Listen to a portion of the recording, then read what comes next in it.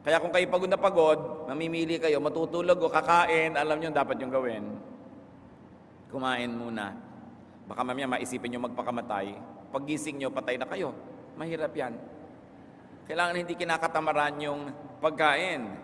Pagka ang tao na de-depress sobra, kasi po ang karamihan ng papangamatay nagsisimula sa depression. Yung sobrang lungkot, yung parang hindi mo mahukay ang lalim ng lungkot mo. Hindi mo malaman kung saan ka titingin. Malayo ang tingin, wala kang tinatanaw. Yung inip na inip ka, yung para kang sinasakal, dan lalamig, nagiinit ang iyong katawan, balisang balisa, hindi mo alam. Kumain ka, baguhin ang timpla ng katawan, magpahinga, matulog. At kung lasing, magpalipas ng kalasingan. Kung bangag, magpasin niyang kabangagan na yan. Dahil pagka tumino ka na uli, ayaw mo na namang mamatay. Nakakalungkot yung sa sandali mo na pagkahibang, inapatay-patay mo lang yung sarili. So, baka chemistry